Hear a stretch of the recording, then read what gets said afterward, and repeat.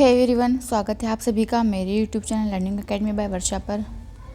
तो जैसे कि आप सभी को पता है कि 8 फरवरी को आप लोगों का एग्ज़ाम होने वाला है सीटेट का, और आपकी तैयारी भी अच्छी खासी चल रही होगी, है ना। आप पूरा समय अपनी तैयारी को दे रहे होंगे और ये समय बिल्कुल भी केयरलेस होने का नहीं है, नहीं तो आपको ये गलती बहुत भारी पड़ सकती है, ठीक है। और अच्छे से आप अपने सभी सब्जेक्ट की तैयारी कीजिएगा, चाहे वो आपका पेडागोजी सब्जेक्ट हो, चाहे आपका अपना खुद का कोई भी सब्जेक्ट हो, चाहे वो साइंस, मैथ्स या एसएसटी हो। इसके अलावा इंग्लिश और हिंदी, जो भी मतलब आपकी लैंग्वेज आपने सेलेक्ट की होगी उसे भी अच्छे से पढ़िएगा, ठीक है। और अपना जो टारगेट है वो 100 तक सेट करके चलिएगा, चाहे आप जिस भी कैटेगरी से हों, ठीक है। बाकी इससे पहले मैंने अभी एक स्ट्रैटेजी शेयर की हुई है। ज़्यादा दिन, वैसे अभी 1 महीने से तो खैर कम रह गया, बट फिर भी अगर आप चाहें तो उस वीडियो को भी देख सकते हैं। आपको थोड़ा मोटिवेशन फील होगा उस वीडियो को देखने से। और वहाँ पर मैंने ये भी बताया हुआ है कि आपको अपनी तैयारी कैसे करनी चाहिए, 1 मंथ की क्या आपको तरीका होना चाहिए, जिससे कि आपका जो अगर आपने पहले नहीं भी पढ़ा होगा तो भी क्या है वो 1 मंथ में कवर हो जाए, ठीक है। तो मेरी बहुत सारी विशेज़ है आप लोगों के साथ। मैं खुद भी चाहती हूँ कि आप लोगों का एग्ज़ाम बहुत अच्छा हो। और हमारी PYQ जो सीरीज़ चल रही है, आज इसी की क्या है कि क्लास 9 की रहने वाली है हमारी। इससे पहले की PYQs की हमने 8 क्लासेस कर दी हैं चैनल पर अपलोड। आप जाइएगा, देखिएगा अगर आप साइंस के स्टूडेंट हैं तो, ठीक है। और इसके अलावा अगर आप PYQ के साथ अगर कंटेंट भी कहीं ढूंढ रहे हैं तो चैनल पर ही विज़िट कीजिएगा। आपको वहाँ पर क्या है कि NCERT की सारी वीडियोस क्लास 6 से लेकर 8 तक की मैंने सभी वीडियोस को क्या है डाला हुआ है। और सारा जो कंटेंट है बिल्कुल NCERT बेस्ड है। कुछ भी ऐसी चीज़ आपको वहाँ पे देखने के लिए नहीं मिलेगी जो आपके एग्ज़ाम से रिलेटेड ना हो। तो जाइएगा और ज़रूर देखिएगा। और उसके बाद आप PYQs अगर आप देख रहे होंगे तो भी आपको अंदाज़ा हो जाएगा कि किस तरह के क्वेश्चंस बुक से ही बन करके आते हैं।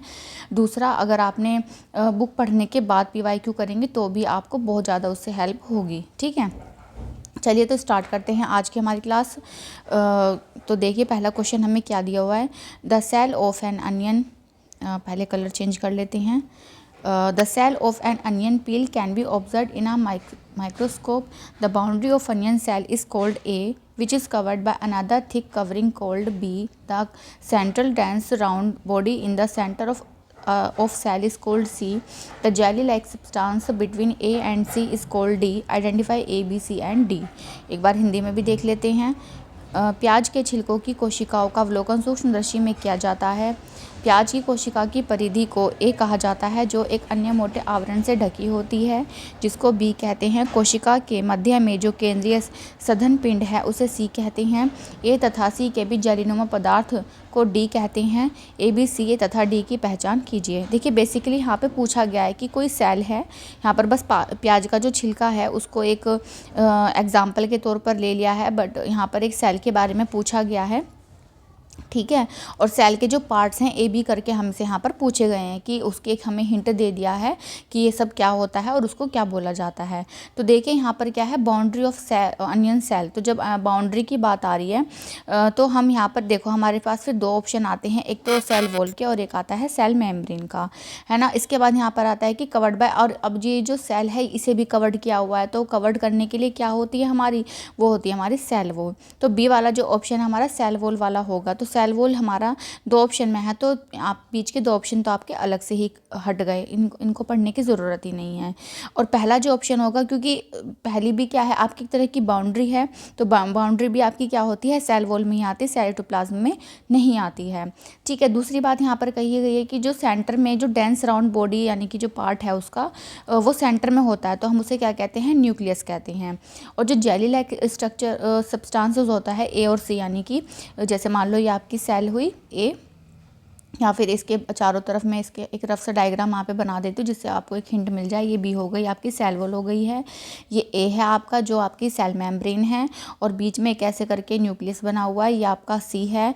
और यहाँ पर बीच में क्या है कि एक द्रव्य जैसा बढ़ा हुआ है, इसे हम क्या कहते हैं, साइटोप्लाज्म कहते हैं। तो इस तरीके से क्या है यहाँ पर ऑप्शन नंबर जो 4 है आपका आंसर बन जाएगा, ठीक है। हिंदी में भी देख लेते हैं। तो ए हमारी कोशिका झिल्ली है, बी हमारी कोशिका भित्ति है, सी हमारा केंद्रक है और डी क्या है हमारा कोशिका द्रव्य द्रव्य है।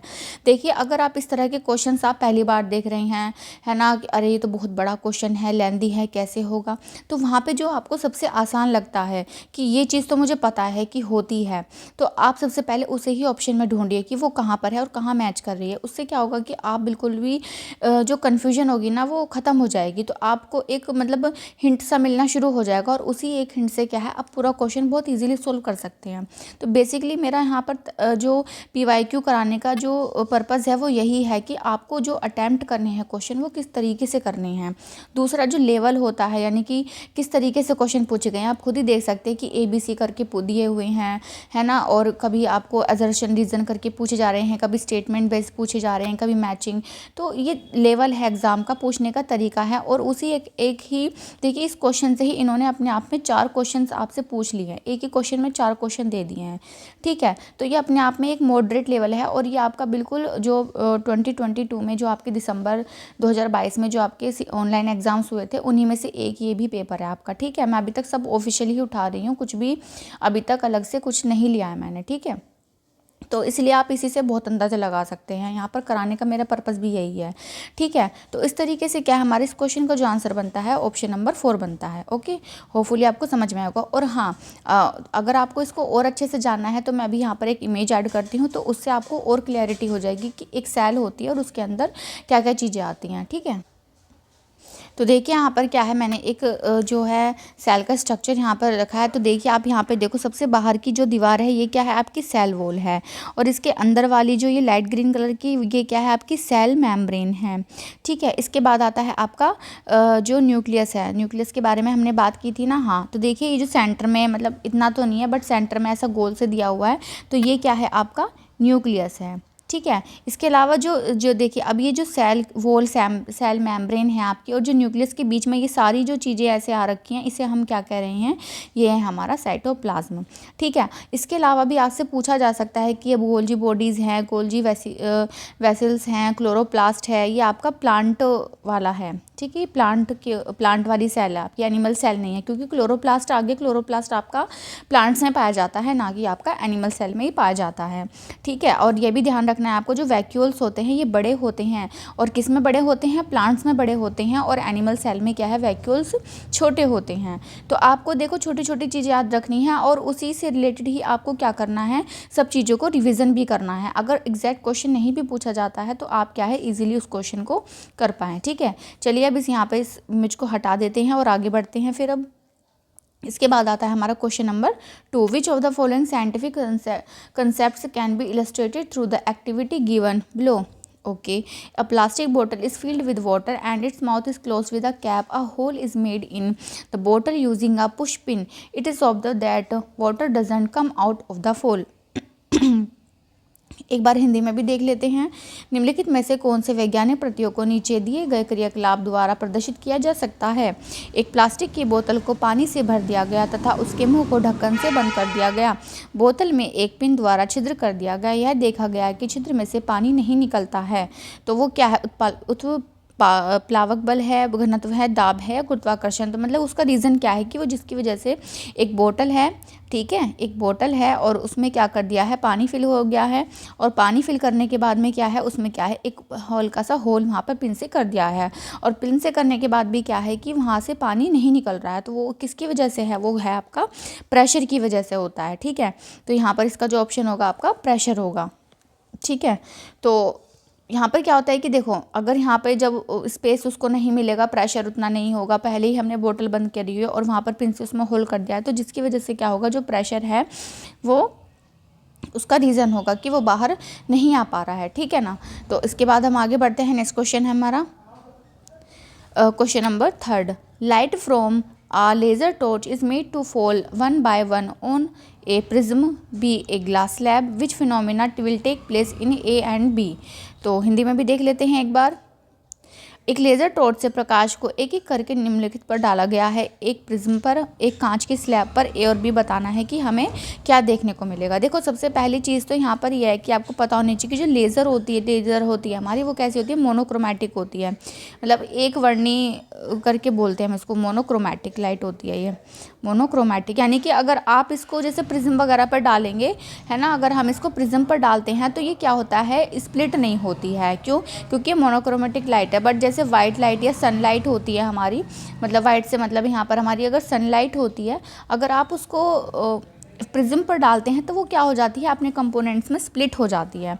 ठीक है, तो यहाँ पर तो सबसे पहली चीज़ तो ये आपको पता होनी चाहिए। तो इस चीज़ के हिसाब से क्या होगा, क्योंकि वो मोनोक्रोमैटिक है तो वहाँ पर वो क्या होगी, फैलेगी नहीं।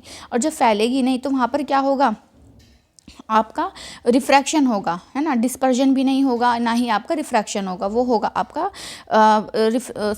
वो होगा आपका रिफ्रैक्शन तो होगा, रिफ्रैक्शन होगा यहाँ पर। ठीक है ना। दूसरा क्या है कि कांच की स्लैब पर भी जब हम उसको डालेंगे तो वो हल्का सा बैंड हो जाएगी, तो जिसकी वजह से वो भी क्या है, आपका रिफ्रैक्शन होता है। ठीक है, तो जैसे प्रिज्म पर हमने डाली तो वहाँ पर डाला, हल्का सा वो बैंड होकर के चली गई। ऐसे ही हमने कोई कांच की ग्लास स्लैब थी इस तरह की, ठीक है, जब वहाँ से उस मोनोक्रोमैटिक लाइट को हमने पास किया, लेज़र को पास किया, तो वो भी क्या होगी, हल्की सी बैंड हो गई है। तो वो जो हमारा फिनोमेना होता है वो होता है हमारा अपवर्तन का, यानी कि रिफ्रैक्शन का होता है। तो इस तरीके से हमारा जो ऑप्शन नंबर 4 होता है ये आपका क्या है, करेक्ट हो जाता है। ठीक है, और इसी से रिलेटेड मैं भी आपको क्या है डिफरेंस दिखाती हूँ, जिससे कि आप इस चीज़ के लिए श्योर हो जाए कि इन सब में डिफरेंस क्या होता है, क्या डिस्पर्जन रिफ्रैक्शन होते हैं। ठीक है, तो देखिए यहाँ पर मैंने 2 इमेजेस ऐड की हैं। तो पहली में आप देखिए कि रिफ्लेक्शन क्या है। तो रिफ्लेक्शन होता है कि जब कोई लाइट किसी सरफेस पर डलती है और वहाँ से वो क्या हो जाती है, रिफ्लेक्ट हो जाती है। द बाउंसिंग ऑफ लाइट और sound wave of a surface. ठीक है, रिफ्रैक्शन क्या होता है, बेंडिंग ऑफ अ लाइट और sound wave as it passes between two substances. यानी कि एक मीडियम से आके दूसरे मीडियम में जा रही है, वो क्या होगी, अपने पाथ से थोड़ा सा हट जाती है, हल्का सा बैंड हो जाती है। स्कैटरिंग में क्या होता है, light interacting with matter causing it move in various direction. यानी कि जब लाइट होती है वो किसी और मैटर से इंटरेक्ट करती है तो वो क्या है, वेरियस डायरेक्शन में क्या वो फैल जाती है। एब्जॉर्प्शन में क्या होता है कि transfer of light energy two particles of metal. तो यहाँ पर क्या होता है कि जो एनर्जी होती है, लाइट एनर्जी, वो ट्रांसफ़र हो जाती है पार्टिकल के मैटर में। ठीक है, और अच्छे से समझने के लिए इस वाले डायग्राम को देख सकते हैं कि रिफ्लेक्शन हमारी इस तरीके से होती है कि यहाँ से आई और ऐसे वापस चली गई। एब्जॉर्प्शन में क्या होता है कि वो अंदर चली गई है। रिफ्रैक्शन में क्या होता है कि वो अपने पाथ से थोड़ा सा हटके जा रही है। स्कैटरिंग में क्या होता है कि वो किसी अदर पार्टिकल से जा करके क्या होती है, वो स्कैटर हो रही है, चारों दिशाओं में फैल रही है। और डिफ्रैक्शन क्या होता है कि एक लाइट एक होल से जब पास होती है तो वो किस तरीके से ऐसे फैल जाती है। ठीक है, तो ये सारे डिफरेंसेस हैं, और जिससे कि आपके अंदर एक क्लैरिटी आ जाए कि क्या इनमें डिफरेंस होता है, इसलिए मैंने यहाँ पर क्या है, ये इमेज ऐड की है ना। होपफुली आपको अच्छे से समझ में आया होगा, और चाहे तो आप इसकी एक स्क्रीनशॉट भी ले सकते हैं, जिससे कि आप इसको दोबारा से रिवाइज करें तो आप इजीली चीज़ों को पहचान पाए और समझ पाएँ। ठीक है, चलिए अब इनको हम हटा देते हैं यहाँ से और आगे बढ़ते हैं। फिर आगे हमारा क्वेश्चन दिया गया है, question number 4, which kind of reaction is carried out by plants to produce food using carbon dioxide and water in the presence of sunlight।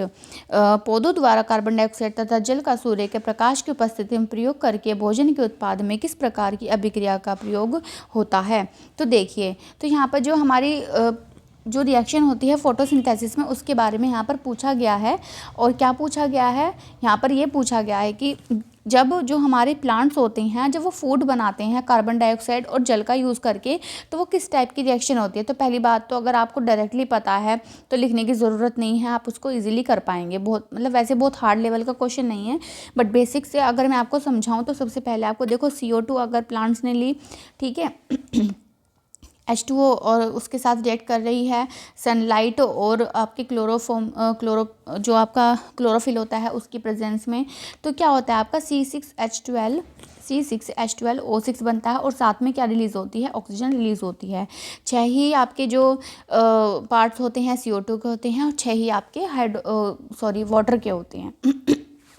ठीक है, तो इन दोनों को कंबाइन करने के बाद हमें क्या बनता है, ग्लूकोज मिल रहा है। तो ये जो ग्लूकोज बना है तो इन दोनों के कॉम्बिनेशन के बाद मिला है। तो इस तरीके से ये रिएक्शन क्या हो जाती है, हमारी कॉम्बिनेशन रिएक्शन, इनकी संयुक्त अभिक्रिया हो जाती है।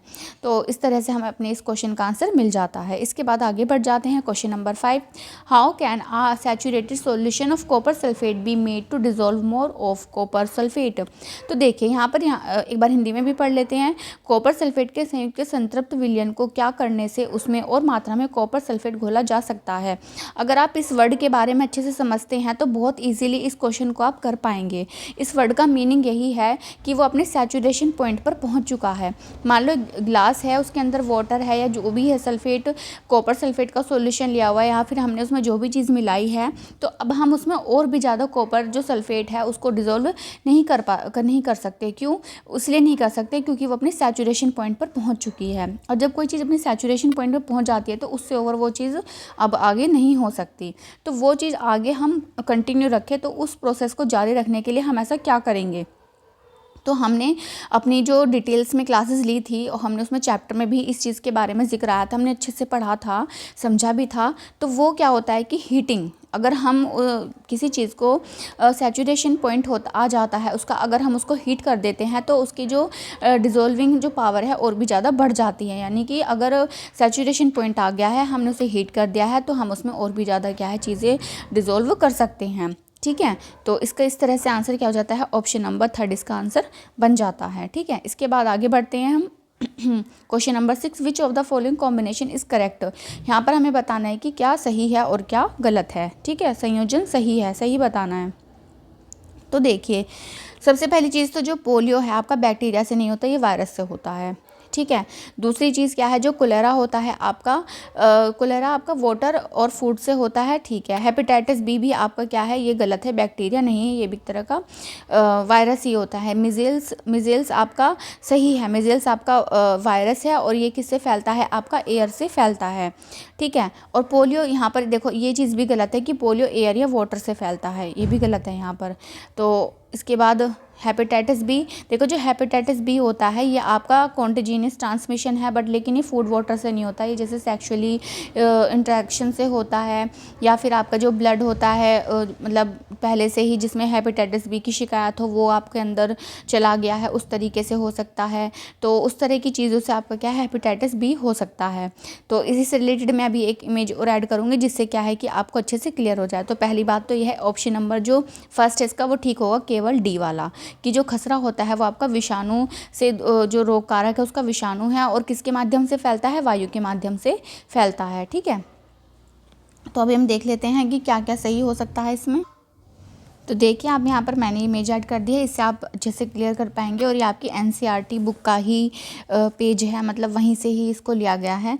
तो आप यहाँ पे देखिए, मलेरिया डिजीज़ होती है प्लाज्मोडियम की वजह से, बाइट ऑफ फीमेल एनाफ्लीज और कंट्रोल होता है इसका कुनैन। डायरिया होता है आपका प्रोटोजोआ बैक्टीरिया वायरस की वजह से और contaminated food and water. Cholera होता है vibrio cholerae contaminated food and water. अच्छा, और इसका antibodies ORS salt sugar solution. अच्छा, इसका यानी कि हमारा ये तो ठीक था, जल एवं कंटामिनेटेड फूड एंड वाटर, ये तो ठीक है, बट लेकिन ये किसके होता है, विब्रियो कोलेरा से होता है।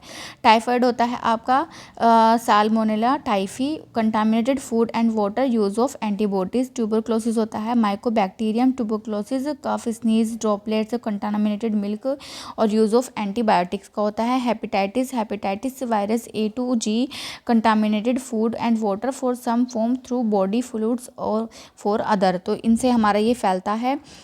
ठीक है, इसके अलावा जो है आपका रेबीज़ होता है, रेबीज़ वायरस की वजह से होता है, bite of infected animal. AIDS होता है ह्यूमन इम्यूनोडिफिशियंसी वायरस, HIV भी बोलते हैं हम इसको, infected blood semen breast milk mother of foetus, मतलब इसकी वजह से वो फैलता है। इन्फ्लुएंजा होता है आपका माइक्सो वायरस, कफ स्नीज और ड्रॉपलेट्स। तो आपके सारे मतलब किसकी वजह से फैलते हैं, है ना, और मतलब जो रोग कारक है उसका मतलब कारक कौन है और वो जो फैलता है वो किसकी वजह से फैलता है। तो ये सारे थे, शायद मैंने इसमें क्वेश्चन में कुछ अलग से गलत बता दिया था, तो सॉरी, आप उसको ठीक कर लीजिएगा। है ना, क्योंकि थोड़ा सा ये अलग हो जाता है तो बहुत बार मुझे भी कन्फ्यूज़न हो जाती है।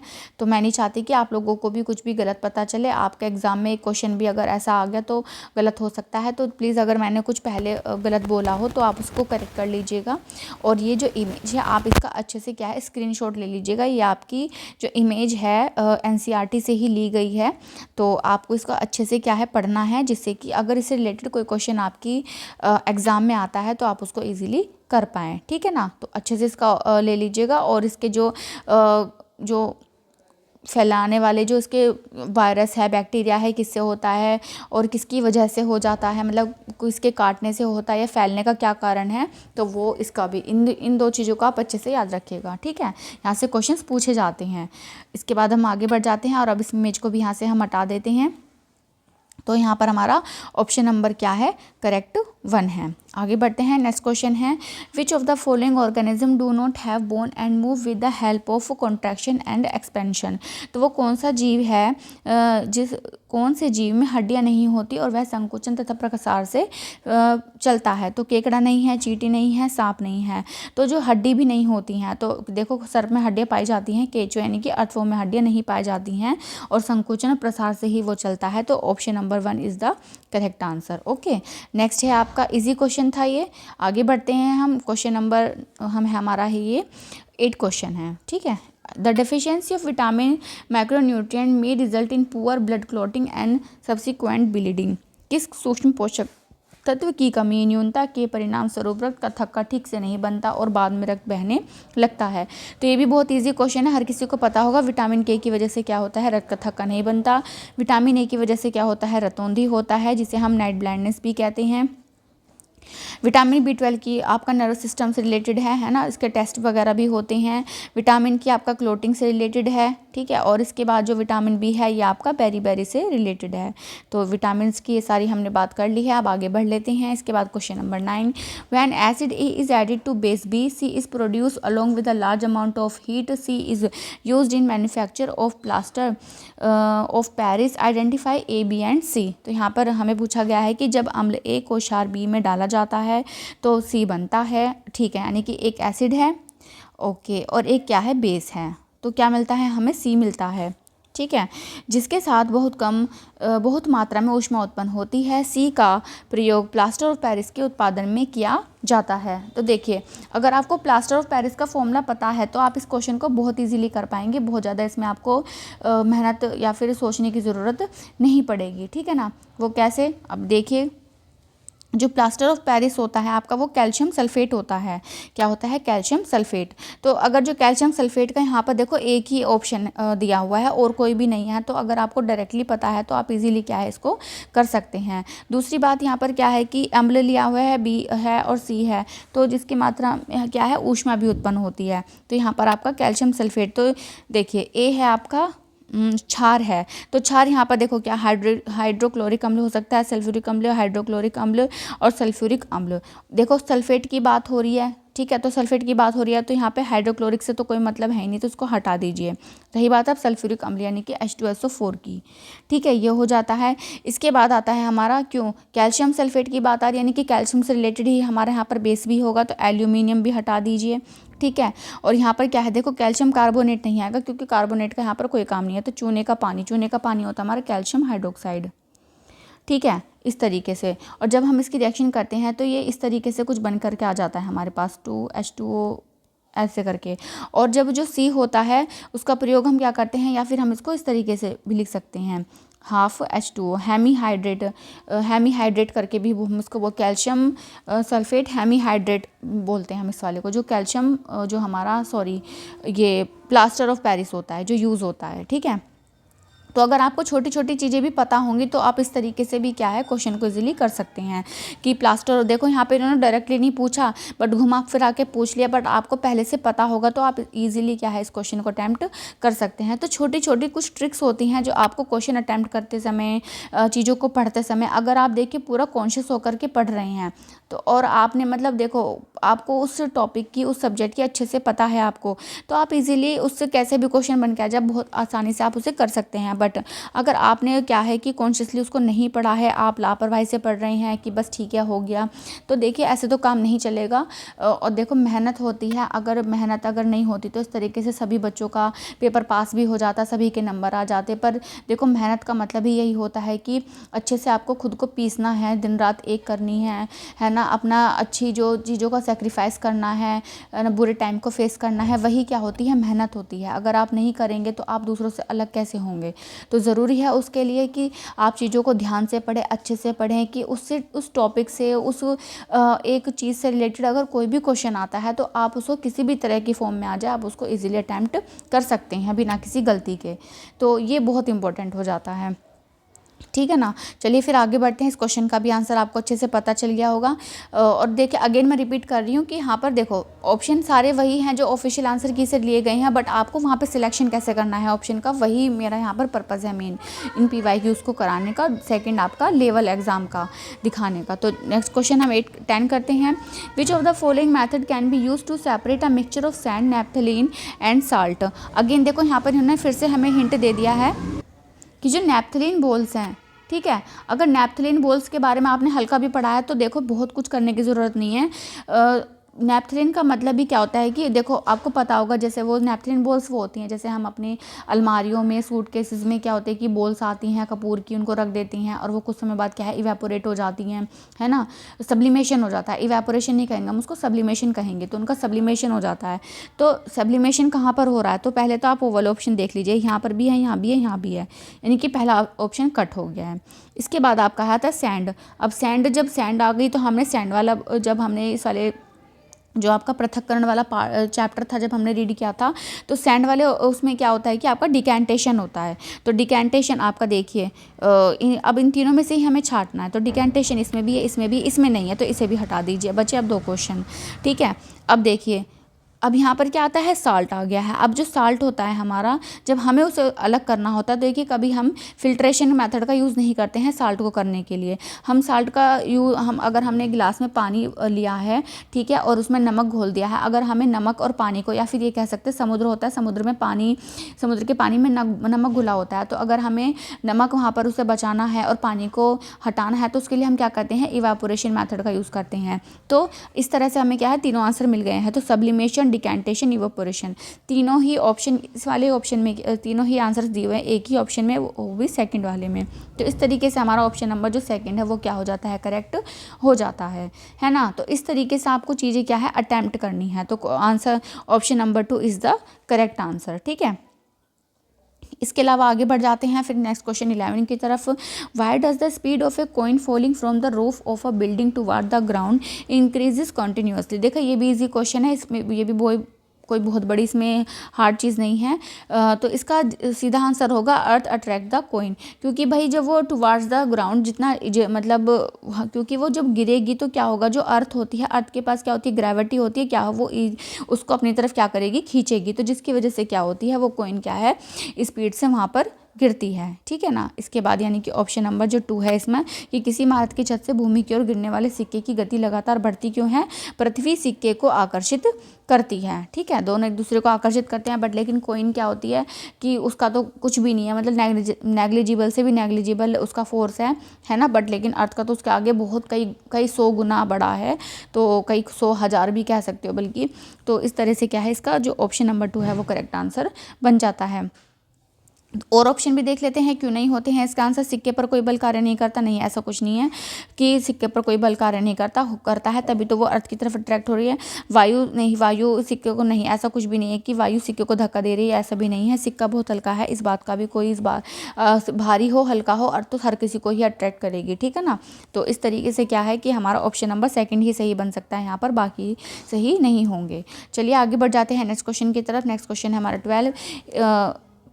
क्या दिया हुआ है, A B and C D are 2 bars such that and A is repelled by and C and B and C are attracted towards each other and B and D repel each other. Okay, A B तथा C D ऐसी 2 छड़ हैं जो ए सिरा सी सिरे द्वारा प्रतिकर्षित होता है, बी तथा सी सिरे एक दूसरे को आकर्षित करते हैं, बी तथा डी सिरे एक दूसरे को प्रतिकर्षित करते हैं। तो हमें बताना है कि इनमें से कौन सा ऑप्शन सही है। तो देखिए, तो ए है और जो सी है उसको क्या कर रहे हैं, प्रतिकर्षित कर रहे हैं, यानी कि ये क्या है, अपोजिट हो सकते हैं, या तो सॉरी सेम है, या तो ये दोनों ए माइनस माइनस है, या फिर ये दोनों क्या है, प्लस प्लस है। दूसरा बी तथा सी सिरे एक दूसरे को आकर्षित करते हैं। ओके, तो जो बी सिरा है वो क्या कर रहा है, इसको आकर्षित कर रहा है, यानी कि ये प्लस हो सकता है या माइनस हो सकता है। ठीक है, बी तथा डी एक दूसरे को प्रतिकर्षित करते हैं, तो प्रतिकर्षित करते हैं, अगर ये बी प्लस है तो ये भी प्लस होगा, ये माइनस है तो ये भी क्या होगा, माइनस होगा, तो ये पॉसिबिलिटी बन सकती हैं। ठीक है, तो पहली चीज़ तो ये है कि अगर प्रतिकर्षण और आकर्षण की बात हो रही है और मैग्नेट से रिलेटेड हमसे यहाँ पे चीज़ें पूछी गई हैं, ठीक है, तो हम ये कह सकते हैं कि जो, क्योंकि ये दोनों रिपेल कर रही हैं तो ये दोनों क्या कर रही होंगी, आपस में एक दूसरे को अट्रैक्ट कर होंगी, क्योंकि ये माइनस है तो ये प्लस होगा, अगर ये प्लस है तो ये क्या होगा, माइनस होगा। तो इस तरीके से ए बी और दूसरा क्या है, सी डी, है ना, क्योंकि ये दोनों एक दूसरे को रिपेल कर रही हैं, ये दोनों आपस में क्या कर रही हैं, रिपेल कर रही हैं, तो ये अगर प्लस होगा तो ये माइनस होगा, और ये माइनस होगा तो ये प्लस होगा। तो इस तरीके से क्या है, हम ये कह सकते हैं कि जो ऑप्शन नंबर 3 है वो करेक्ट होगा, कि both A B and C D क्या है, आर मैग्नेट्स हैं। ठीक है, तो इस तरीके से क्या है, हम इस क्वेश्चन का आंसर ढूंढेंगे। चलिए अब आगे बढ़ते हैं, होपफुली आपको ये क्वेश्चन भी क्या है, अच्छे से समझ में आया होगा। तो option number 3 is the correct answer, A B तथा सी डी दोनों चुंबक हैं। इसके बाद आता है question number 13, which of the following reaction is least likely to occur, निम्नलिखित में से किस सभी क्रिया के घटित होने की संभावना सबसे कम है। तो देखिए यहाँ पर ये जो क्वेश्चन दिया हुआ है ये आपका पूछा गया है अगेन रिएक्टिविटी सीरीज से। ठीक है, रिएक्टिविटी सीरीज से, मैं आपको बार बार बोलती हूँ कि रिएक्टिविटी सीरीज को अच्छे से पढ़ लेना, जरूर क्वेश्चन आपको वहाँ पर मिलेगा। तो रिएक्टिविटी सीरीज से यहाँ पर पूछा गया है। तो देखिए, तो एल्यूमिनियम क्रोनियम को यहाँ पे इसने क्या है, इसको रिप्लेस कर दिया है। ओके, कॉपर ने यहाँ पर इसकी जगह ले ली है। क्लोरीन और जो ब्रोमीन है यहाँ पर इस तरीके से काम कर रहे हैं, और क्लोरीन और ब्रोमीन है ना, मेन यहाँ पर इस तरीके से ये चीज़ें दी हुई हैं। अब हमें ये देखना है कि जो आंसर होगा हमारा वो क्या सही होना चाहिए। तो देखिए, जो आपका अगर आप रिएक्टिविटी सीरीज देखेंगे तो जो कॉपर होता है आपका वो हल्का सा इसको रिप्लेस कर सकता है। ठीक है, यहाँ पर इसने कॉपर हाइड्रोक्साइड बना लिया। दूसरी चीज़ क्या है कि क्लोरीन इसकी जगह ले ली। ठीक है, एल्यूमिनियम भी ये बना सकता है। ठीक है, पर अब आप यहाँ पर देखिए, जो क्लोरीन और ब्रोमीन की बात हो रही है, तो देखो क्लोरीन तो आपका क्या होता है, काफ़ी ज़्यादा मतलब स्ट्रॉन्ग होता है। ठीक है ना, क्या स्ट्रॉन्ग, या फिर आप ये कह सकते हैं कि जो रिएक्टिविटी जो आप मान सकते हैं वो क्या होती है, क्लोरीन की ज़्यादा होगी, ब्रोमीन की उससे कम होगी, और आयोडीन। तो ये सीरीज़ आपकी बनती है। ठीक है, अगर इसके अकॉर्डिंग देखा जाए तो मोर रिएक्टिव कौन है, क्लोरीन होगा। जब क्लोरीन ज़्यादा रिएक्टिव होगा तो वो यहाँ पर तो उसकी जगह ले सकता है, बट ब्रोमीन क्योंकि उससे कम रिएक्टिव है तो ब्रोमीन उसकी जगह नहीं ले सकता। ठीक है, तो यहाँ पर ये चीज़ें आपको याद रखनी है। तो जब इससे ये कम रिएक्टिव है और ये क्लोरीन आपका ज़्यादा रिएक्टिव है, तो जिसकी वजह से क्या होगा कि ये रिएक्शन क्या है, जो मतलब लीस्ट लाइकली क्या है, अकर हो पाएगी, है ना, इसकी घटने की जो संभावनाएं हैं वो कम होगी। तो इस तरीके से क्या है, हम अपना आंसर देखेंगे, और क्या है कि ऑप्शन नंबर जो 4 होगा यहाँ पर हमारा सही आंसर होगा। ठीक है, ऑप्शन नंबर 4। तो यहाँ पर जो हमारा बेस है कि ऐसा क्यों हुआ, तो उसका रीज़न ये वाला है यहाँ पर कि जो क्लोरीन है वो ज़्यादा, जो उसकी इलेक्ट्रोनेगेटिव ज़्यादा है क्लोरीन, फिर उसके बाद ब्रोमीन है, फिर उसके बाद आपका क्या है, आयोडीन है। तो इलेक्ट्रोनेगेटिव होने की वजह से इस रिएक्शन का पॉसिबल होना थोड़ा सा कम है। ठीक है, आगे बढ़ते हैं नेक्स्ट क्वेश्चन की तरफ। 14, why does a paper cup containing water not catch fire when heated with a candle placed below it, paper is non combustible, paper does not reach ignition temperature, water has low specific heat, paper has high specific heat. तो जल से भरे कागज के cup के नीचे मोमबत्ती रखकर गर्म करने पर उसमें आग क्यों नहीं लगती है। कागज अज्वलनशील है, कागज प्रज्वलन ताप तक नहीं पहुंचता है, जल की विशिष्ट ऊष्मा कम होती है, कागज की उच्च विशिष्ट ऊष्मा होती है। देखिए अगेन, अगर आपने नोट्स को पढ़ा है, यानी कि अगर आपने मेरी क्लासेस को देखा है, तो मैं अगर ध्यान से, सिर्फ ऐसे सरसरी निगाह से नहीं, ध्यान से अगर आपने पढ़ा है तो ये क्वेश्चन भी आपका डायरेक्ट एनसीईआरटी से ही पूछा गया है। ठीक है, ये हमने कंबस्शन वाले चैप्टर में पढ़ा था, क्लास 8 में पढ़ा था, मुझे भी याद है। ठीक है, तो वहाँ पर हमने ये जो एक क्रियाकलाप ऐसे करके दिया हुआ था साइड में ब्लू सा जो दिए रखते हैं एनसीईआरटी की बुक्स में, है ना, एक्टिविटी दिए हुए रखते हैं। तो सेम यहाँ पर क्वेश्चन दिया हुआ है, तो इसका आंसर क्या है, ऑप्शन नंबर 2 होगा कि जो जब कागज़ को भिगा दिया जाता है तो वो क्यों नहीं जल पाता है, अपने कागज़ जो होता है वो प्रज्वलन ताप तक नहीं पहुँच पाता, जिसकी वजह से वो जलता नहीं है या उसमें आग नहीं लगती है। ठीक है, एज इट इज़ क्वेश्चन वहाँ से पूछा गया है। तो मैं इसलिए बार बार आपसे कहती हूँ कि एक बार आप जाइए, पढ़िए, देखिए और उसके बाद PYQs अटैम्प्ट कीजिए। अगर आपका एक क्वेश्चन ना बने ना तो आप बिल्कुल भी मत पढ़िएगा। ठीक है, बिल्कुल ऑथेंटिक चीज़ें ही मैं आपको बता रही हूँ, ऐसा नहीं है कि हवा में बातें यहाँ पर हो रही हैं। हर एक चीज़ आपको प्रमाण के साथ दिखाई जा रही है, बताई जा रही है। ठीक है, चलिए आगे बढ़ते हैं। क्वेश्चन नंबर 15, मैचिंग यहाँ पर दी गई है। हमें जॉइंट्स के बारे में पूछा गया है कि जॉइंट्स कहाँ पर क्या पाए जाते हैं, किस किस उसमें पाए जाते हैं। तो देखिए ये भी बहुत ईजी है करना कि बॉल एंड सॉकेट जॉइंट कहाँ पर पाए जाएंगे आपके। तो बॉल एंड सॉकेट जॉइंट पाया जाता है आपका शोल्डर में, है ना, आर्म एंड शोल्डर के अंदर। तो फर्स्ट का क्या हो जाएगा आपका सेकंड। फिक्स जॉइंट पाया जाता है आपका अपर जो of rest of the head में, यानी कि बी का होगा आपका थर्ड। इसके बाद आता है आपका हिंज जॉइंट होता है आपका, ये पाया जाता है आपका जो मतलब एक ही डायरेक्शन में हो, back and fourth movement of elbow, यानी कि बस आगे की तरफ ऐसे ही बस आप उसको घुमा सकते हैं, आगे की तरफ ही चला सकते हैं एक ही साइड में। जैसे दरवाज़ा होता है ना, जैसे आप उसको इस तरह से घुमा सकते हैं, वैसे ही हिंज जॉइंट आपका जैसे घुटना पैरों के बीच में होता है, घुटने और ऐसी एल्बो और हैंड आगे वाला जो हाथ होता है उसके बीच में। पाइवोट जॉइंट होता है आपका joint where neck joints the head, यानी कि आप इस तरीके से जो अपना हेड है चारों तरफ को ऐसे ऐसे करके चला सकते हो, तो ये आपका पाइवट जॉइंट होता है। मतलब 180 डिग्री बस ऐसे कर सकते हो, बट 360 डिग्री पे आप उसको नहीं घुमा सकते हो। तो इस तरह से क्या है आपका जो ए का तो आपका सेकंड हो जाता है। देखिए ए का सेकंड का है, लास्ट के दो में तो ये तो कट हो गए हैं, तो ये है। उसके बाद बी का थर्ड है ये रहा।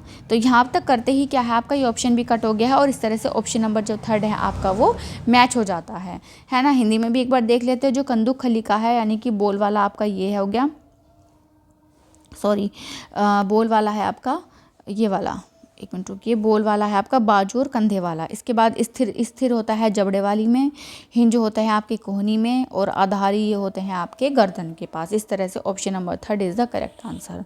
ठीक है, तो इसके अलावा अगर आप वैसे तो समझ ही गए होंगे, बट फिर भी अभी तक हमारे ये चैप्टर नहीं आया था, क्योंकि जो नई NCERT थी उसमें ये वाला चैप्टर नहीं था।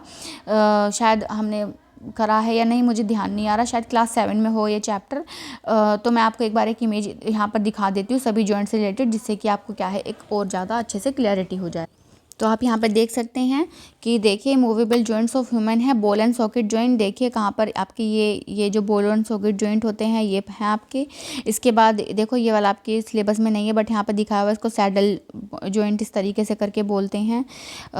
जो यहाँ पर नहीं, ये वाला अलग है, ये आपका रिस्ट में है। तो सैडल जॉइंट होते हैं आपके फिंगर्स, पाम, इस तरह से। फिर उसके बाद आपका यहाँ पर ये देखिए पाइवट जॉइंट आपका यहाँ पर दिया गया है गर्दन के पास में, और ये आपका हिंज जॉइंट है जो देखो ऐसे ऐसे करके ही खुल सकता है। ठीक है, सैडल जॉइंट, हाँ देखिए ये रहे ना सैडल जॉइंट यहाँ पर दिया हुआ है बिटवीन कार्पल बोन्स, जो आपकी हाथ की आगे की उंगलियां वाला हथेली वगैरह होती है ना, कार्पल बोन्स बोलते हैं इनको। ठीक है, तो इस तरीके से क्या है आपके सारे ये जॉइंट्स होते हैं, मूवेबल जॉइंट्स होते हैं बॉडी में, और कहाँ कहाँ पाए जाते हैं। तो इस डायग्राम से क्या है आप अच्छे से चीज़ों क्या है समझ पाएंगे। अगर आप चाहते हैं तो इसका एक स्क्रीनशॉट भी ले सकते हैं, जिससे कि आप इजीली उसको बाद में भी देख सकते हैं। ठीक है, चलिए फिर अब इसको हटा देते हैं यहाँ से और आगे बढ़ते हैं। Question number 16. Consider the two statement S1 and S2 given below and choose the correct option. Metallic oxides are always basic in nature. Being electronegative in nature, metals readily reacts with oxygen. तो देखिए यहाँ पर एक बार हिंदी में भी देख लेते हैं इसके बारे में क्या बात बोली गई है कि जो आपके नीचे दिए हुए कथन है, धातु ऑक्साइड सदैव क्षारीय प्रकृति के होते हैं। S2 दिया है, प्रकृति से ऋण विद्युतीय होने के कारण धातुएं शीघ्र ऑक्सीजन से अभिक्रिया करती हैं। तो देखिए प्रकृति से ऋण विद्युतीय, देखो ये ऑप्शन तो गलत है। ठीक है, तो बिल्कुल ही गलत है। ऋण विद्युतीय का तो धातु से कोई लेना देना ही नहीं है। ठीक है ना, तो ये वाला तो गलत हो गया। तो गलत वाला तो यहाँ पर देखिए लास्ट के दो में है। रही बात पहले की, तो सदैव, ये जो सदैव वाला वर्ड है ना, इसलिए यहाँ पर ये भी क्या है गलत हो जाता है। तो ऑप्शन नंबर 4 इस तरह से आपका गलत हो जाता है। ठीक है ना, तो जो आपके मेटल्स होते हैं वो आपका मतलब जो क्षारीय प्रकृति शो तो करते हैं, बट लेकिन जो आपके ट्रांजिशन एलिमेंट्स होते हैं, ट्रांजिशन एलिमेंट यानी कि डी ब्लॉक के जो एलिमेंट्स होते हैं उन्हें हम कहते हैं क्षारीय ट्रांजिशन एलिमेंट्स, ठीक है ना। तो डी ब्लॉक वाले होते हैं तो वो क्या करते हैं, आपका एम्फोटेरिक जो है प्रकृति यानी कि एसिडिक और बेसिक दोनों की प्रॉपर्टी शो करते हैं, जिसकी वजह से सदैव तो हम यहाँ पर वर्ड गलत हो जाता है। अगर हाँ कुछ लिखा होता तो ये आपका स्टेटमेंट सही हो जाता, तो जिसकी वजह से पहला आपका गलत हो जाता है। दूसरा, क्यों यहाँ पर इन्होंने बोल दिया है कि जो इनकी प्रकृति है विद्युत ऋणी, नहीं विद्युत ऋणी नहीं होते हैं, ये विद्युत धनी होते हैं, क्योंकि जो मेटल्स होते हैं वो अपना इलेक्ट्रॉन लॉस करते हैं, तो जिसकी वजह से ये ऋण विद्युत नहीं होते हैं, धन विद्युत होते हैं, ठीक है। तो इस तरह से आपके ऑप्शन दोनों क्या है यहाँ पर गलत हो जाते हैं स्टेटमेंट्स, और ऑप्शन नंबर जो 4th है आपका यहाँ पर क्या है, ये करेक्ट हो जाता है। देखिए अगर आपको वीडियो मेरी अच्छी लगती है, मैं आपको अच्छे से पढ़ाती हूँ, एक्सप्लेन करती हूँ, तो प्लीज़ आप लाइक भी करिए, शेयर करिए अपने दोस्तों के साथ, है ना, सब्सक्राइब भी कीजिए, जिससे कि आपको और ऐसी वीडियोज़ मिलती रहें। दूसरा क्या है कि अगर आप देखिए मुझे सपोर्ट नहीं करेंगे तो मैं आपको आगे की और अच्छी वीडियोज़ कैसे दूँगी। और इसके अलावा भी अगर आपके मन में कोई डाउट्स हैं तो आप कमेंट्स करिए, है ना, पूछिए मुझसे कि क्या चीज़ें हो सकती हैं, क्या आप और अच्छा पढ़ना चाहते हैं, क्या जानना चाहते हैं, तो मैं उसके ऊपर वीडियोस लेकर के आऊँगी, है ना। बट आप हिंट्स देंगे, मैं उसी के हिसाब से चीज़ें कर पाऊँगी, बट मुझे ऐसे नहीं पता चलेगा कि आपकी क्या वीक पॉइंट्स है, कि आप किस चीज़ पर और वीडियो चाहते हैं, है ना। तो बेसिकली देखिए वीडियोज़ हमारी साइंस से रिलेटेड ही होती हैं, बट इससे अलग भी अगर आप जानना कुछ चाहेंगे तो बट मेरा सबसे पहले ये होगा कि आपका इंटरेस्ट क्या है ना, तो वही चीज़ें मैं आपको फिर प्रोवाइड करा पाऊँगी। तो दूसरा क्या है कि अब आपका एग्ज़ाम है, मेरी कोशिश यही है कि मैं हर वो चीज़ आपको प्रोवाइड करा पाऊँ जो आपके एग्ज़ाम ओरिएंटेड हो, कुछ भी आलतू फालतू को उठा के यहाँ पर नहीं बनाना है मुझको, आपको देना है, ठीक है। तो क्योंकि मैं भी जानती हूँ कि देखो समय बहुत कीमती है, ज़्यादा समय अब आप लोगों के पास भी नहीं है, ठीक है। तो फिर बढ़ते हैं फिर आगे। नेक्स्ट क्वेश्चन है हमारा 17। An object floats in a liquid with half of its volume submerged in the liquid. What is the buoyant force acting on the object? एक वस्तु किसी द्रव में तैरती है तथा उसके आयतन का आधा उस द्रव में डूबा हुआ है, उस वस्तु पर लगने वाला उत्प्लावक बल कौन सा है? तो देखिए जब कोई वस्तु है इस तरीके से, ठीक है, जैसे यहाँ पर हमने पानी बना लिया है, इसे हटा देते हैं, ये किसी काम का नहीं है, ठीक है। और यहाँ पर हमने कुछ चीज़ें यहाँ पर ऐसे बना दी है अरे ठीक है, ये ऐसी कुछ वस्तु है, ये पानी में पूरी तरह डूबी हुई नहीं है अभी, ठीक है, पानी में नहीं डूबी है। अब इसको हम यहाँ से हटा देते हैं, ऊपर का पानी इसका अभी क्या है, ये ऐसे आधी आधी डूबी हुई है, ठीक है, आधी आधी डूबी हुई है। तो यहाँ पे इन्होंने यही पूछा है कि जो वस्तु है द्रव में तैर रही है और उसका आयतन का जो आधा उस द्रव में डूबा हुआ है, ठीक है, आधा यहाँ पे डूबा हुआ है, तो वस्तु पर लगने वाला उत्प्लावक बल कौन सा है? तो देखिए जब वहाँ पर ये डूब रही है, मतलब पूरी तरह डूबी भी नहीं है और पूरी तरह से मतलब ऊपर भी नहीं है, मतलब आधी डूबी हुई है, तो यानी कि वो इक्वल टू इट्स वेट है, यानी कि उसके भार के बराबर है, ठीक है। जो उत्प्लावक बल है वो क्या है, उसके भार के बराबर है। इसके बाद ये भी हार्ड क्वेश्चन नहीं था, इजीली आप इसको कर पाएंगे। इसके बाद question number 18, which of the following is true regarding structure of heart in fishes. अब यहाँ पर क्या है, फिश के हार्ट के बारे में बात पूछी गई है। मछलियों के हृदय की संरचना के संदर्भ में निम्नलिखित में से कौन सा सही है? देखो ह्यूमंस के बारे में तो सभी हर कोई पढ़ता है, बट लेकिन क्या होता है कि देखो अब यही चीज़ तो होती है, अगर कॉमन चीज़ें सभी पढ़ लेते हैं, बट लेकिन थोड़ी जो हटके होती है वो हर कोई नहीं पढ़ता है, और उसी से क्या है एग्जामिनर क्वेश्चन बना करके दे देता है, और वहीं पर हमारा मार्क्स खत्म हो जाता है। तो हमें चीज़ों को थोड़ा सा और डीप में पढ़ना होगा, जिससे कि हमारा कोई भी क्वेश्चन ना हो। अगर हमारा क्वेश्चन का लेवल मॉडरेट टू हार्ड आता है, तो अगर इजी टू मॉडरेट आता है तब तो आप कर ही लोगे, बट मॉडरेट टू हार्ड आ जाता है तो थोड़ी सी चीज़ें टैकल करना मुश्किल हो जाता है। तो देखिए फिशेस के लिए क्या होता है कि जो आपके जो 2 चैम्बर्ड हार्ट होता है उसमें 1 एट्रियम होता है और आपका 1 वेंट्रिकल होता है। अभी मैं एक इमेज शो करूँगी जिससे आपको और क्लियर हो जाएगा, ठीक है। तो ऑप्शन नंबर 4 होगा यहाँ पर आपका, इमेज आएगी, उसी से आप इसको समझ पाएंगे। तो देखिए आप यहाँ पर देख सकते हैं कि यहाँ पर ये फिश बनी हुई है। देखो एक इसका यहाँ पर क्या है, एट्रियम दिया हुआ है या वेंट्रियम दिया हुआ है, और बस 2 ही है, 2 चैम्बर्ड है इसका। तो इस तरीके से क्या होता है कि हमारा ऑप्शन नंबर 4 यहाँ पर सही हो जाता है। तो ये इमेज है, आप देख लीजिए। अगर अगेन ऐसा कोई क्वेश्चन आता है तो आप उसको दोबारा कर पाएँ, ठीक है ना, ध्यान रखिएगा। और जो आपके मन होता है उसमें कितने आपके चैम्बर होते हैं, वो उसमें आपके 4 चैम्बर होते हैं, आपको ये याद रखना है। यानी कि 2 चैम्बर होता है, और जो मानव वाला होता है उसमें आपका आपका 4 कोष्ठकीय होता है। ठीक है, तो यहाँ पर ये आपको डिफरेंस याद रखना है। इसके बाद आता है आपका क्वेश्चन नंबर 19 में क्या कहा गया है, the Bob of a simple pendulum is released from the mean position toward the extreme position, which of the following is true for bob at the extreme position। एक साधारण पेंडुलम के Bob को मध्य स्थिति से बाह्यतम स्थिति तक जोड़ा जाता है। बोब की बाह्यतम स्थिति के संदर्भ में निम्नलिखित में से कौन सा सही है। तो देखें यहाँ पर कुछ इस तरह का अगर हम डायग्राम बनाएंगे तो कुछ ऐसा शो होगा, एक बोब है उसको ऐसे से लटका गया है। ठीक है, और यहाँ पर जो है उसकी ये एक्सट्रीम पोजीशन है, यहाँ पर क्या है उसकी इक्विलिब्रियम पोजीशन है, ये एक्सट्रीम पोजीशंस आ गई हैं। तो यहाँ पर पूछा है कि माध्य स्थिति से बाह्यतम स्थिति तक छोड़ा जाता है, से बाह्यतम स्थिति, तो बोब की बाह्यतम, ये वाली बाह्यतम स्थिति के संदर्भ में कौन सा सही है। तो इस यहाँ पर ये बताना है कि जो हमारी जो डिस्प्लेसमेंट है, देखो वो तो डिस्प्लेसमेंट तो है, यहाँ पर हमारा स्पीड भी क्या है, यहाँ पर हमारी मैक्सिमम तो नहीं है, स्पीड यहाँ पर हमारी जीरो होगी, क्योंकि हमारी काइनेटिक एनर्जी क्या होती है, यहाँ पर हमारी जीरो होती है, यहाँ पर हमारी पोटेंशियल एनर्जी होती है। ठीक है, और इस वाली जो जगह पर क्या होती है हमारी potential energy, sorry kinetic energy तो होती है, बट लेकिन जो पोटेंशियल एनर्जी होती है वो हमारी ज़ीरो होती है। तो जिसकी वजह से यहाँ पर क्या होती है, जो चाल भी क्या है वो आपकी शून्य हो जाती है। ठीक है, तो इस क्वेश्चन को करने का यहाँ पर ये वाला तरीका है। इसके बाद आगे क्वेश्चन नंबर 20 है, which of the following part of plant help in vegetative propagation. तो वेजिटेटिव प्रोपेगेशन बताना है यहाँ पर कि निम्नलिखित में से कौन से पौधे के कौन से भाग कायिक प्रवर्धन में सहायता करते हैं। तो कायिक प्रवर्धन बताना है हमें। तो देखिए जहाँ जहाँ फ्लावर्स है उसे हटा दो।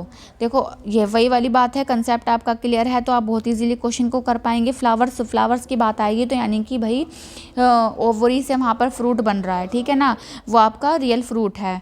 ठीक है, मतलब वहाँ पर वेजिटेटिव प्रोपेगेशन का कोई काम नहीं है। तो फ्लावर वाला जो भी ऑप्शन है उसे हटा दीजिए, यहाँ भी फ्लावर है यहाँ भी फ्लावर है, तो इस तरह से ऑप्शन नंबर 3 आपका निकल के आ जाता है।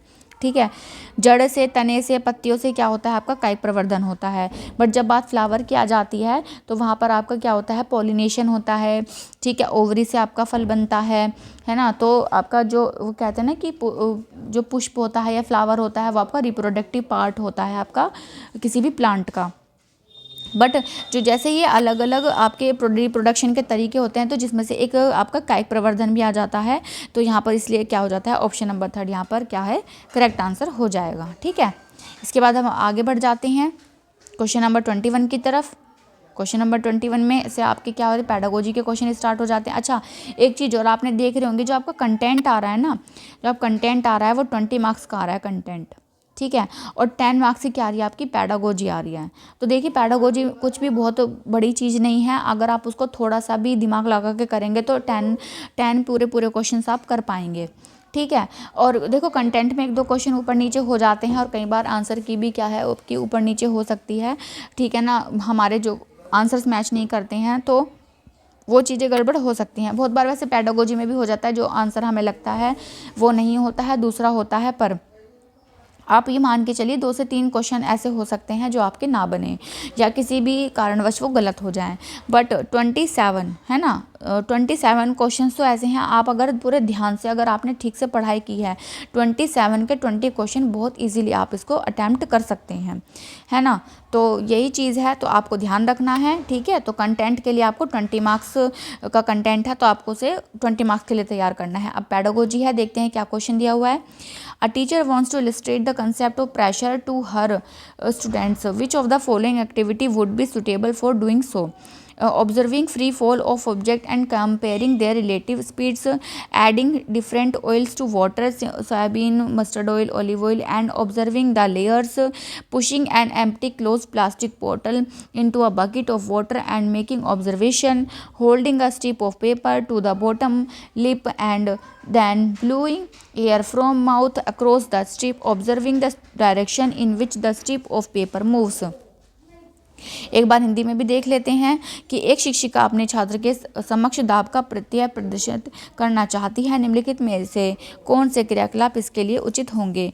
वस्तुओं का मुक्त रूप से गिरते हुए अवलोकन करना तथा उनकी अपेक्षित गति की तुलना करना, जल में विभिन्न तेल सोयाबीन, सरसों का, ऑलिव ऑयल मिलाना तथा उनकी परतों का अवलोकन करना, एक खाली बंद प्लास्टिक की बोतल को जल की बाल्टी में धकेलना तथा अवलोकन करना, कागज की एक पट्टी को अपने निचले होंठ के से लगाना और फिर मुंह से पट्टी को फूंक मारना, अवलोकन करना कि कागज की पट्टी किस दिशा में गति करती है।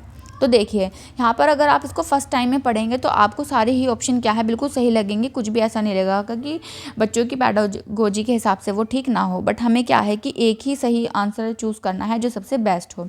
तो देखिए उसका तरीका, साइंस को सबसे बेस्ट तरीका ये है जहाँ पे अभी लर्निंग आपकी बाय डूइंग हो जाए, है ना, खुद से जब कुछ कर चीज़ हो रही हो तो समझ लेना आंसर वही है। ठीक है, यहाँ पर क्या हो रहा है कि यहाँ पर देखो ऑब्जर्वेशन है, ऑब्जर्वेशन है, ऑब्जर्वेशन है, बट यहाँ पे होल्डिंग अ स्टिप, बच्चा अब खुद करके देख रहा है। ठीक है, जब बच्चा खुद करके देख रहा है तो ऑप्शन भी वही बन जाएगा, वही ऑप्शन आपका आंसर बन जाएगा। तो इस तरीके से क्या है आपको क्वेश्चन अटेम्प्ट करने हैं पैडागोजी के। ठीक है, तो यहाँ पर इस तरह से क्या है ऑप्शन नंबर 4 आपका आंसर बन जाएगा। इसके बाद आता है question number 22, which of the process skill does the following activity aim to develop among students? Breathe in and out normally, find out how many times you breathe in and breathe out in a time, in a minute, now count your breathing rate after brisk walk, after running, and also after complete rest, in which case according to you will breathing or rate be fastest? Check if your friend also gets same values or not। एक बार हिंदी में भी देख लेते हैं क्या बात कही गई है कि श्वास भीतर एवं बाहर सामान्य रूप से ले, पता लगाएं कि आप 1 मिनट में कितनी बार सांस अंदर लेते हैं व बाहर निकालते हैं। अब अपने श्वसन की दर को तीव्र गति से चलने के पश्चात भागने के बाद तथा पूर्ण रूप से विश्राम करने के बाद गिने। आपके अनुसार किस स्थिति में श्वसन की दर सबसे तेज होगी? जांच करें कि आपके दोस्त को भी एक जैसे मूल्य प्राप्त होते हैं या नहीं। तो देखिए यहाँ पर क्या होता है कि जो आप अब इस वाले क्वेश्चन को करने का क्या तरीका हो सकता है कि पहले क्या करा है कि 1 मिनट में कितनी बार सांस ली छोड़ी, पहले तो ये देखो। तो जब यहाँ पे वो क्या कर रहे हैं, सांस ले रहे हैं छोड़ रहे हैं, तो वहाँ पर क्या हो रहा है ऑब्जर्वेशन हो रहा है, यानी कि अवलोकन हो रहा है। अब अवलोकन करने के बाद में क्या है कि अब वो गति मतलब चले, वो भागे, विश्राम किया। ये करने के बाद उन्होंने क्या है आपके अनुसार किस स्थिति में श्वसन की दर, यहाँ पे अब वो अनुमान लगा रहे हैं कि अच्छा हम ऐसे चले थे, पहले हम चले थे, फिर हम भागे थे, अब हम रेस्ट पर आ गए। तो अब वहाँ पर क्या है वो अनुमान लगा रहे हैं। ठीक है, संप्रेषण तो बिल्कुल नहीं हो सकता। ठीक है, और यहाँ पर अनुमान देखो इस वाले में ये भी नहीं होगा यहाँ पर, तो इस तरीके से ये वाला होगा, यहाँ संप्रेषण ये भी गलत हो जाएगा आपका। तो पहला आंसर इस तरीके से ही बन सकता है। दूसरा कि बच्चा मतलब अनुमान लगा रहा है, अच्छा ठीक है ऐसा होगा। अब वो जांच वाला जो पार्ट होगा वो किस में आएगा, मापन में आएगा। ठीक है, जब वो जांच कर रहा है कि भाई मेरे दोस्त की और मेरी वैल्यूज़, यानी कि उसने सांस ली छोड़ी, जो भी उसने काम करा है और जो मैंने काम करे हैं क्या वो सही आ रहे हैं, बराबर हैं या लगभग आसपास हैं, तो वहाँ पर क्या कर रहे हैं वो मापन। तो इस तरह से जो ऑप्शन नंबर 1 है वो अब क्या है आपका आंसर बन जाता है। देखिए मैं आप एक चीज़ से यहाँ पर एग्री करना चाहूँगी कि जब कोई अटैम्प्ट आप क्वेश्चन पेपर करते हैं तो वहाँ पर क्या होता है कि अब बहुत प्रेशर होता है, आपको सभी सब्जेक्ट अटैम्प्ट करने होते हैं, तो बहुत इजी नहीं होता है एकदम से जो आंसर्स होता है उनको अच्छे से कैच कर पाना, जबकि क्वेश्चन पेपर अच्छा बन करके आया हो। बट आप फिर भी मैं देखो यही कहूँगी कि आप जितनी ज़्यादा प्रैक्टिस आपने की हुई होगी, PY को उसको कितना ज़्यादा किया होगा, तो आप की जो क्लैरिटी है वो बहुत अच्छे से बन पाएगी क्वेश्चंस को लेकर के, है ना। तो यही है बस, do practice do practice do practice, और कोई ऑप्शन नहीं है। और बस NCERT को बार बार पढ़ते रहिए, रिवाइज करते रहिए। ठीक है, अब एक बार आपने पूरा कंप्लीट सिलेबस कर लिया है, 2-3 दिन बाद आप क्या है बस उसको रिपीट करते रहिए, तो क्या होगा कि आप इजीली क्वेश्चन को देखते ही आप उसको इजीली कर पाएंगे। ठीक है ना, तो यही बस तरीके होते हैं और कोई तरीका नहीं होता है ना। तो आगे बढ़ते हैं, फिर क्वेश्चन नंबर हमारा 23 दिया गया है, which of the following is not aligned according to the contemporary view of assessment in science? निम्नलिखित में से कौन सा विज्ञान में आकलन के समकालीन दृष्टिकोण से मेल नहीं खाता? यानी कि नहीं वाली चीज़ हमें ढूंढनी है कि सब कुछ सही है, बस एक गलत दे रखा है कि assessment in science promote scientific inquiry, okay. Assessment in science is comprehensive nature, okay. Assessment in science is based on students memorisation of scientific principle, देखो मेमोराइजेशन आ गया ना, नहीं भाई रट्टा क्यों मरवाएंगे हम, क्यों इस चीज़ का क्या वो मतलब है यहाँ पर, तो यही आंसर हो गया। आगे भी देख लेते हैं, assessment in science facilitates development, ये भी ठीक है, सारे आपके सही है, बस जो थर्ड वाला ऑप्शन है ना यही नेगेटिव है, तो यही आंसर बन जाएगा, नहीं आपका पूछा था। ठीक है, तो इस तरह के भी क्वेश्चंस होते हैं, बट डायरेक्ट देखा और आंसर निकल आया। इसके बाद क्वेश्चन नंबर 24 है, which among the following is an open ended question? अब कि खुले अंत वाले प्रश्न पूछे हुए हैं कि क्या हो सकते हैं। State ways in which animal life is affected by deforestation, what would happen if we had no wood, how does deforestation lead to reduce rainfall, what factor are affecting biodiversity in your area. ठीक है, तो देखिए पहली बार जब आप इस question को पढ़ेंगे ना तो आपको लगेगा कि भाई सारे ठीक है, हर किसी को ओपन एंडेड मतलब आंसर्स हो सकते हैं।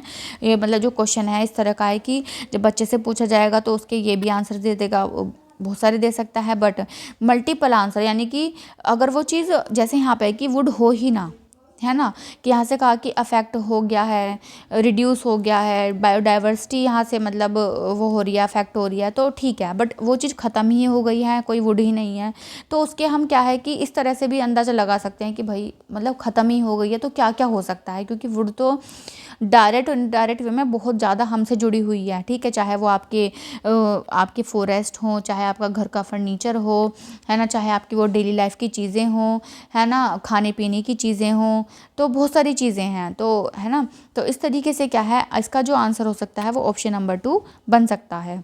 देखो बनने को तो सभी बन जाएंगे, ओपन एंडेड से ही हैं सब आंसर्स, पर लेकिन हमसे एक पूछा है तो हमें कोई एक जानना होगा। तो यहाँ पर उस क्वेश्चन को करने का तरीका है कि देखिए कि अफेक्टिंग के लिए पूछा है, रिड्यूस के लिए अफेक्ट, यहाँ पे बिल्कुल सेम से हैं तीनों, बस यही कुछ अलग सा है कि वो तो ख़त्म ही हो चुकी है चीज़, बिल्कुल है ही नहीं, तो भाई इसका तो बहुत सारे आंसर बच्चा बना सकता है ना। तो इस तरीके से क्या है कि हमें इस ऑप्शन का जो है आंसर चूज़ करना है। ठीक है, आगे बढ़ जाते हैं क्वेश्चन नंबर 25 की तरफ। You want to teach the concept of electrical conductivity to students of grade 7। You have the following materials, rubber and open electrical circuit with a bulb, metallic pin, distilled water, salt solution. Which of the following would you follow to introduce the concept. ठीक है, आगे हिंदी में भी एक बार पढ़ लेते हैं, पहले ऑप्शंस देख लेते हैं क्या बोला गया है इसमें। I will write a clear meaning of conduction okay on the board and explain it carefully to my students. This will be followed by activity to find out which material are good conductor. I will list material so on the board and ask student to categorise them as conducting and non conducting. This will be followed by verifying their hypothesis through the activity. I will begin by having my students explore each material by placing it in the circuit. I would use their observation as the basis for categorizing materials as good or bad conductor of electricity. I will demonstrate the activity by placing each material in the circuit and asking student to note down their observation. This will be followed by encouraging them to verify their observation from the textbook. तो देखिए जब आप वैसे इसको पढ़ेंगे ध्यान से तो आपको बहुत इजीली आंसर निकल के आ जाएगा, बट फिर भी मैं आपको अभी समझाती हूँ, एक बार पहले हिंदी में देख लेते हैं कि क्या बोला गया है। आप कक्षा 7 के छात्रों को विद्युतीय चालकता का प्रत्यय सिखाना चाहते हैं। आपके पास निम्नलिखित सामग्री है, रबड़, बल्ब, एक खुला विद्युत परिपथ, धातु की पिन, डिस्टिल जल, नमक का घोल। इस प्रत्यय छात्रों से परिचित करने के लिए आप उसमें से क्या अपनाएंगे।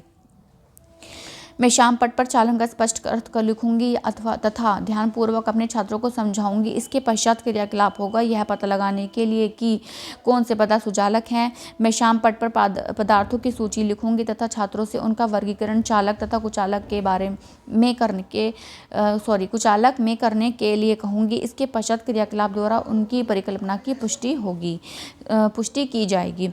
मैं प्रारंभ में अपने छात्रों से प्रत्येक पदार्थ को परिपथ पर रखकर उसका अन्वेषण करवाऊंगी। पदार्थों का वर्गीकरण विद्युत के अच्छे व बुरे चालकों में करने के लिए छात्रों के अवलोकनों को आधार के रूप में प्रयोग करूंगी।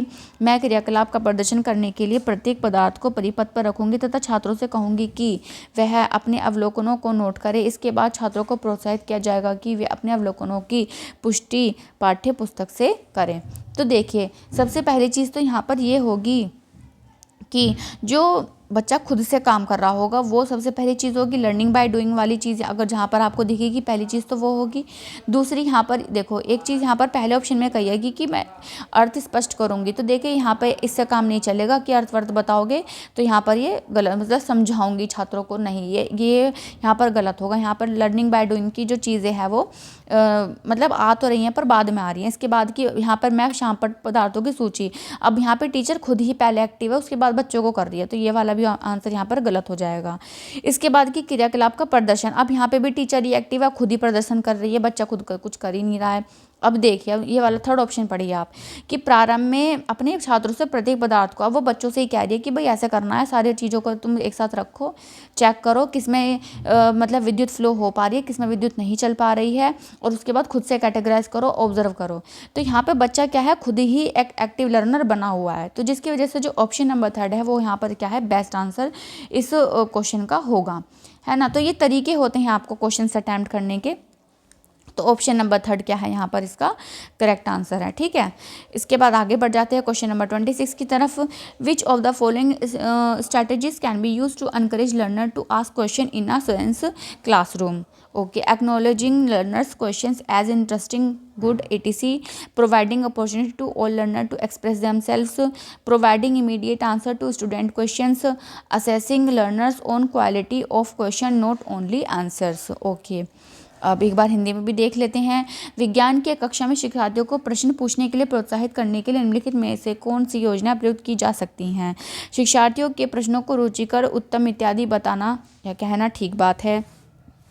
सभी शिक्षार्थियों को अपने आप को व्यक्त करने के अवसर प्रदान करना, बिल्कुल सही, हमें ये सब भी करना चाहिए। विद्यार्थियों के प्रश्न का तत्काल उत्तर देना, चलो अभी आगे देखते हैं। शिक्षार्थियों को उत्तरों की नहीं बल्कि प्रश्नों की गुणवत्ता पर भी जांचना, ठीक है। सही बात है कि बस आंसर ही नहीं कि वो ठीक है नहीं है, उस पर वो सोचें समझें, उसकी क्वालिटी को देखें, तो ये भी ठीक है आपका। तो यहाँ पर देखिए तत्काल उत्तर देना, देखो तत्काल उत्तर देना वाला जो आंसर होगा, जैसे बच्चे ने क्वेश्चन पूछा, ठीक है, अब क्वेश्चन पूछने के बाद हम टीचर क्या करेगा कि हाँ इसका आंसर ये होगा, ठीक है बैठ जाओ, नहीं, हमें क्या करना है कि थोड़ा सा सस्पेंस क्रिएट करना है ना। टीचर को क्या है, थोड़ा सा सस्पेंस क्रिएट करना है क्वेश्चन के बारे में।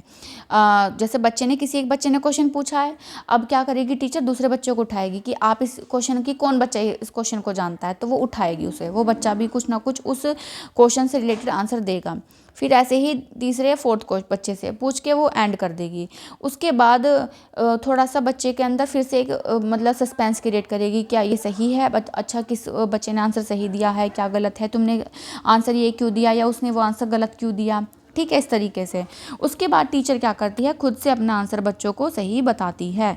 फिर क्या होगा कि उससे बच्चा क्या है, ज़्यादा इन्वॉल्व हो पा रहा है उस क्वेश्चन के साथ, और बच्चे भी एक्टिव हो पा रहे हैं जो बच्चे ने क्वेश्चन पूछा है। तो इस तरह से क्या होता है, तो ऑप्शन नंबर ए, बी और जो डी वाले हैं आपका, वो यहाँ पर बिल्कुल करेक्ट आंसर बन जाता है, ठीक है। जो बिल्कुल अगर आप बिल्कुल तुरंत ही उसका आंसर दे देते हैं तो वो यहाँ पर क्या है, आपकी पेडागोजी में इंक्लूड नहीं होगा, ठीक है। तो ऑप्शन नंबर 4 यहाँ पर क्या होगा, इस तरह से आपका आंसर बन जाएगा, ठीक है। आगे बढ़ते हैं क्वेश्चन नंबर 27 की तरफ। Which of the following statement is true about science? Experiments are principle route to generation of scientific knowledge. Empirical evidence is use to support and defined ideas in science. Evidence accumulated carefully with result in sure knowledge. Scientific conclusion are always reviewed for accuracy. विज्ञान के विषय में निम्नलिखित में से कौन सा सही है? वैज्ञानिक ज्ञान को बढ़ाने के लिए प्रयोग करना प्रमुख रास्ता है। विचारों का समर्थन परिकर्षित करने के लिए प्रयोगाश्रित प्रमाणों का प्रयोग किया जाता है। ध्यानपूर्वक एकत्र किए गए प्रमाणों के फलस्वरूप निश्चित ज्ञान प्राप्त होता है। यथार्थता के लिए सदैव वैज्ञानिक निष्कर्षों का पुनर्वलोकन किया जाता है। तो देखिए, विचारों का समर्थन एवं परिष्कृत करने के लिए प्रयोगाश्रित प्रमाणों का प्रयोग किया जाता है, ठीक है। तो इसका ऑप्शन सही यही बनेगा। अगर आप ध्यान से अगर एक बार और पढ़ेंगे, थोड़ा सा सोचेंगे, तो आपको यही आंसर सही लगेगा, ठीक है, कि जो बढ़ावा देने के लिए प्रयोग करना प्रमुख रास्ता है, ठीक है। मतलब मैं ये नहीं कह रही कि बाकी भी गलत हैं, पर लेकिन जो बेस्ट ऑप्शन यहाँ पर बनेगा वो ऑप्शन नंबर 2 ही बनेगा, ठीक है। इसके बाद है आपका क्वेश्चन नंबर 28, वो देख लेते हैं इसमें क्या बात होती है कि consider the following except from NCERT science text book class grade 7।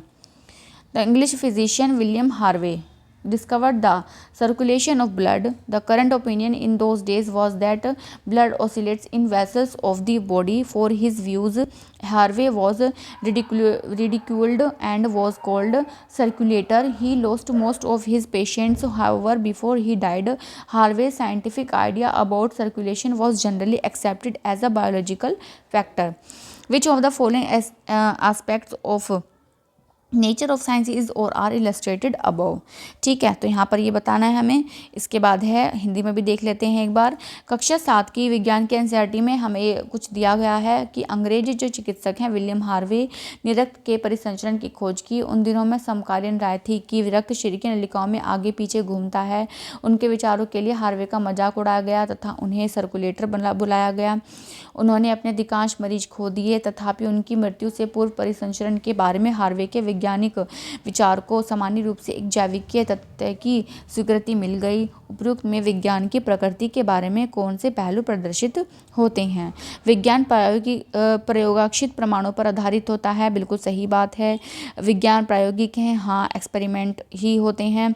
इसके बाद है विज्ञान वास्तविक और मूल्य उदासीन है, ये आपका यहाँ पर गलत हो जाता है। वैज्ञानिक सामाजिक और सांस्कृतिक रूप से अंतः स्थापित है, ये भी ठीक है। तो ऑप्शन नंबर जो है आपका यहाँ पर 4 बन जाता है।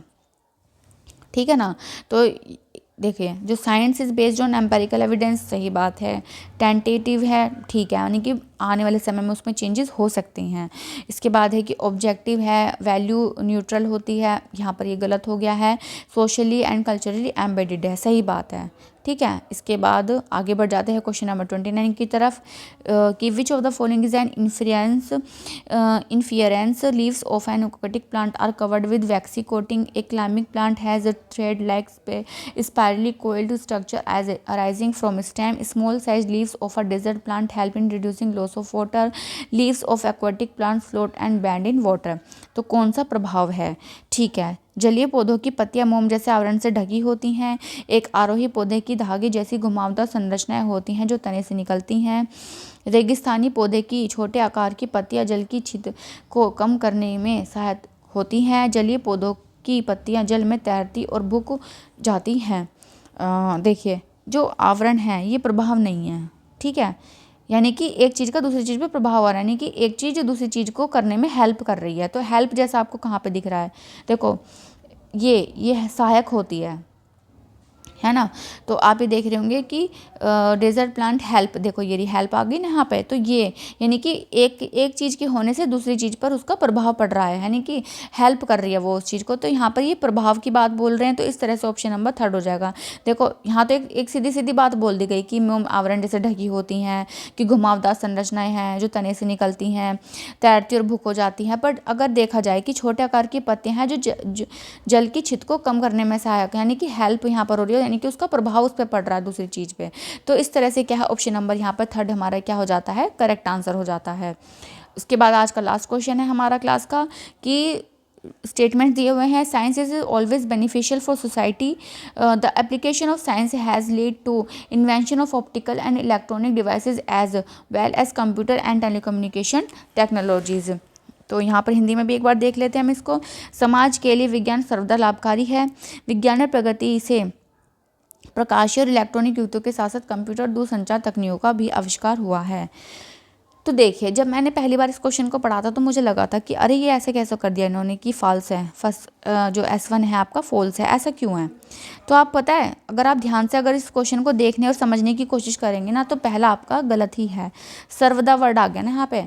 आप खुद सोचिए, जैसे एटम बम वगैरह बनते हैं और सब जो आपके एटम बम वगैरह होते हैं, है ना, देखो वो अच्छे के लिए तो नहीं बनाए जाते, बुरे के लिए ही बनाए जाते हैं, है ना। अगर मान लो किसी एक कंट्री ने दूसरी कंट्री पर जाकर के उसे फोड़ दिया, छोड़ दिया, तो क्या होगा? नुकसान ही होगा। तो वो कोई लाभदायक चीज़ तो नहीं है। जो भी आपके वेपन्स वगैरह बनते हैं लाभदायक तो नहीं है।